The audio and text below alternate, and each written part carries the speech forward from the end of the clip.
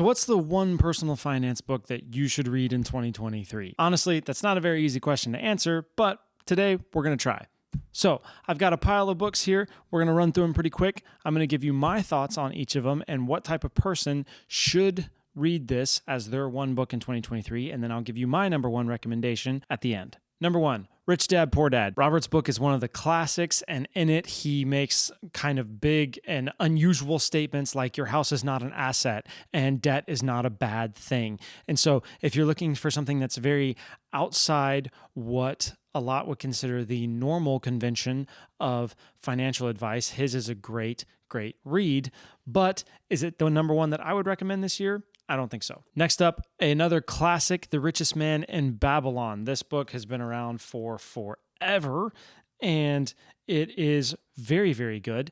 It is simple in the sense of it does not go into complicated how-tos on everything. This book is a parable, and so it's set back in the old days of the Bible and dealing with Solomon. And so this book is a book of principles, not a book of how-tos, but it is very, very good. It's a quick read. You could just about read it in one day.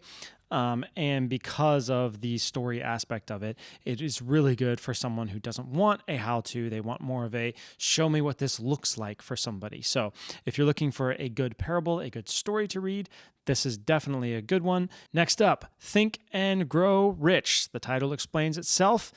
If you haven't read this book, you should, solely just for the fact that it's a classic and everybody will reference it all of the time. It has a lot of really good things to say. I would like to go in and reread it. It is also what some would consider very frou-frou-y because the title is literally not lying. It is about thinking and growing rich. So yet again, this is not a how-to particular thing. This is a mindset and psychology and some frou-frou-y stuff that people might not like. And so if you're not into the frou-frou-y, this is not the one for you. The Millionaire Next Door. This book talks about everyday millionaires in the US and the things that we believe about them that are not actually true, with where their money came from, the type of jobs that they have, whether they inherited it and all that.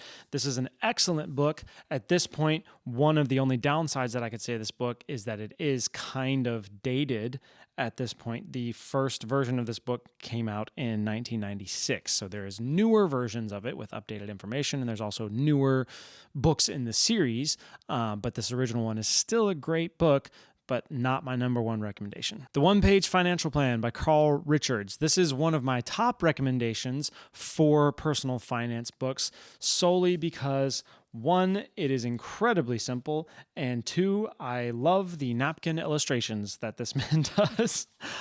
They make it just incredibly easy to understand what's going on, and I love the simplicity of figuring out how to take an idea and simplify it down to something that you can draw on a napkin. If you're someone looking for a kind of one-stop shop in a book that talks about everything from psychology and mindset to actual how-tos of stuff, this is an excellent book, and you pretty much can't go wrong with this one. It's one of my favorites of all time. Next up, we have Money Master the Game by Tony Robbins. This is pretty thick. It's a pretty thick boy. It's 664 pages. If you are into finance and you really want to dig deep and you really want to hear from a bunch of experts in this book, Tony interviews a bunch of the world's leading experts and successful investors.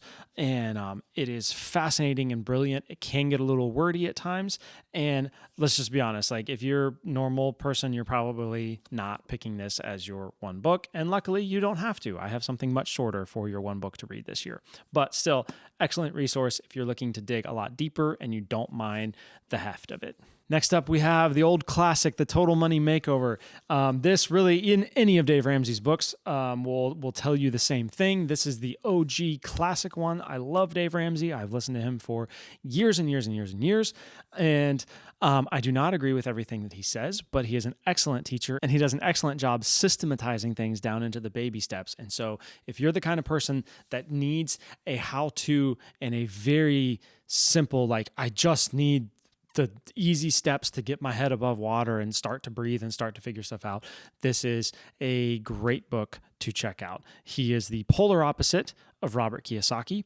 And so if you already know going into it, whether you like debt or not, if you don't like debt, Dave Ramsey is your man. If you are okay with that, might consider Robert Kiyosaki. But finally, after all those, if I was to recommend the number one personal finance book that I think you should read this year, it would be this one, Simple Money, Rich Life by my friend Bob Lodick. This book is one of the best personal finance books I have ever read, especially from a Christian perspective. He balances the logistics of finance and the reality of finance and all of the reality of things that we have to deal with so well, with an understanding of God's ability to work outside of natural realms and God's plan generally almost always calling us into things that don't make sense. And so I feel like Bob does an amazing job of warning against making stupid decisions, but also giving grace for understanding God can call you to things that look like stupid decisions that are not actually, because he's calling you to them. Otherwise, they would be. And so if you are approaching money from a Christian perspective, I don't think there is a better book out there than this one to start with. And even if you aren't, Bob's advice is still so sound and so solid. His writing is so good, and his plan, the 21-day Kickstart Your Money plan, is absolutely great, and it is filled with recommendations that are brilliant and that you won't find in any of these other books, which I love. I love different recommendations and different things and different ideas and people stepping outside of the norm and trying something that might end up being the thing that worked for you. You could have tried the recommendation from 14 other books, and that one way of it just didn't work for you, and then this one is the one that just clicks. So my recommendation, the one book you should read for personal finance in 2023, Simple Money, Rich Life, Bob Lodick. So good. It's so good. I loved it. I hope that helped. Grab any one of those. Honestly, at any point, if you read one of those books, you will be better off than you were before it, and you will understand more about personal finance. You will have developed more of your thinking, and if you take that, you synthesize it, and you come up with what makes sense for you and your life, you will be better off for having read any of those books. So, yeah. Let me know which one you want to read, and I'll talk to you guys in the next video.